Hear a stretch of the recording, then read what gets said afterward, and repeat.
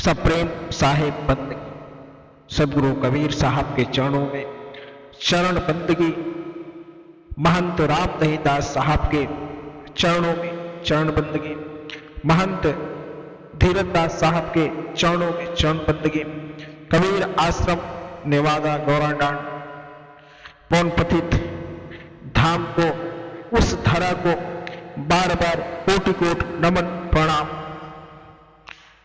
सदगुरु कबीर साहब के बीजक में सम्मोहित वो शब्द आप सब अभी सुन रहे हैं। पिछली कड़ी में आपने रामायणी नंबर 5 में समझा कि किस प्रकार से संसार में पुरानी युगों युगों की जो बात है, लोग ब्रह्मा को ही सृष्टि के रचनाकर्ता मानने लगे, ब्रह्मा और विष्णु को ही सब कुछ मानने लगे। आगे की रामायणी में किस प्रकार से सदगुरु कबीर साहब ने वर्णन किया है। सदगुरु कबीर साहब कहते हैं, वर्णम कौन रूप अवरेखा, अधूषर कौन आही जो देखा, ओंकार आदि नहीं बेदा, ताकर कहूं कौन भूल भेदा, नहीं तारा गणे नहीं रवि चंदा, नहीं कुछ होते पिता की बिंदा, नहीं जल नहीं थल नहीं थिर पवना, को धरे नाम हुकुम के बिरना, नहीं कुछ होत दिवस निजो राती, ताकर कहो कौन कुले जाती। सदगुरु कबीर साहब कहते हैं, हे मनुष्यों, नर्तन पाकर किस चीज को तुम भूल गए, कहां तुम भूल गए हो, तुम किस वस्तु के अथवा रूपरेखा का वर्णन कर रहे हो, वह उसके रूप एवं लक्षण का किस तरह का वर्णन करते हो। तुम्हारे सिवाय दूसरा और कोई है जिसने उस रूप रेखा को देखा हो, यानी तुम अदृश्य काल्पनिक वस्तु को महत्वपूर्ण बता रहे हो, निज स्वरूप अंतरात्मा को नहीं समझ पा रहे। उसका रूप ओंकार का नहीं है और ना ही वेद का रूप ही है, उसका आदि है। अतः उसमें कुल गोत्रादि का भेद क्या है, अर्थात जिस ओंकार स्वरूप का वर्णन वेदों को भी ज्ञात नहीं, उसका मूल स्वरूप क्या है, उसके स्वरूप के बारे में तुम क्या बता सकते हो। कबीर जी कहते हैं, सदगुरु कबीर साहब, पहले के समय तारों का समूह, सूर्य चंद्र पिता का वीर, जल पृथ्वी आकाश वायु इत्यादि कुछ भी नहीं थे।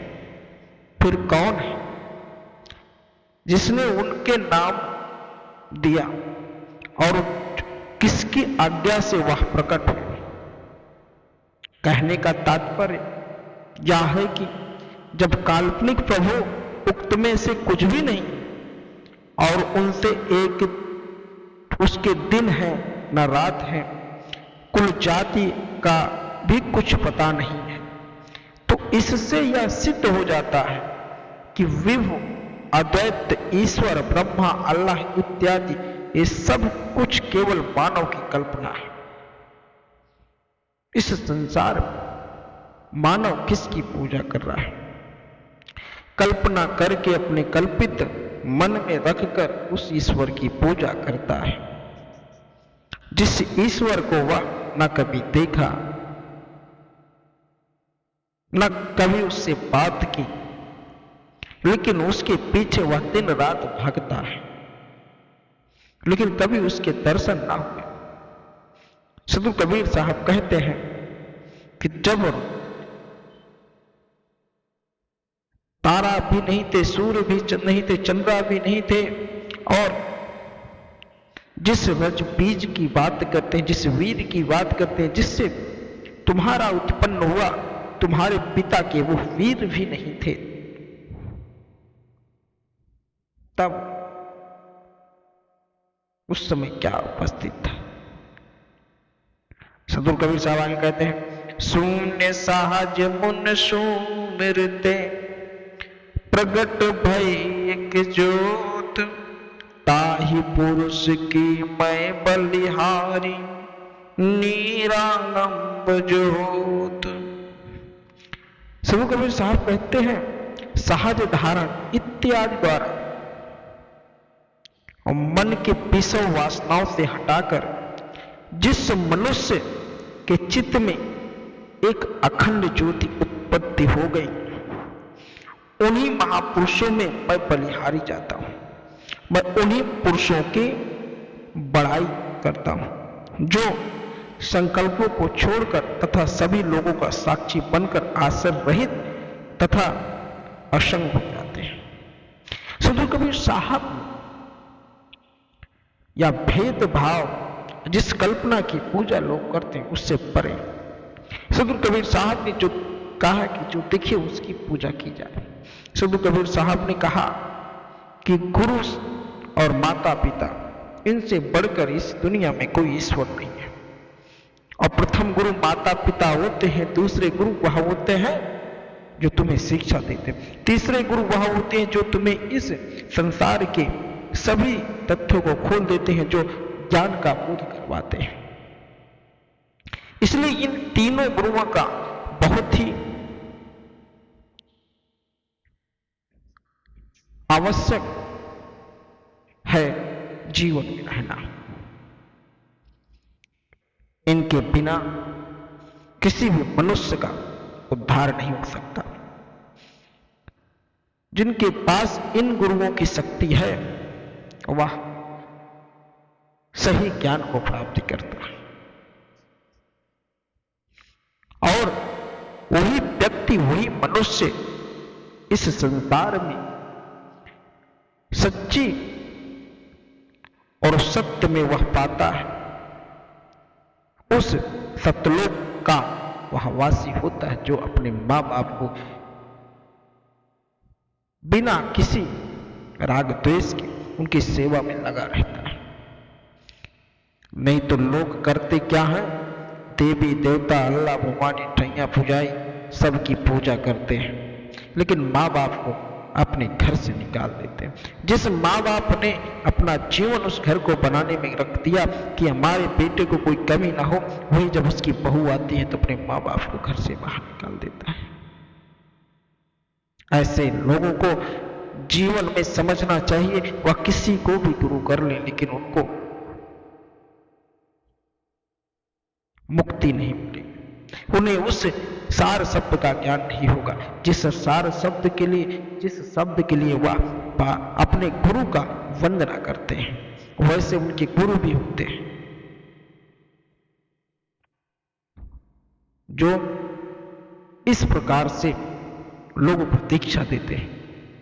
ऐसे दीक्षा देने वाले गुरुओं को भी जम की खानी पड़ती है।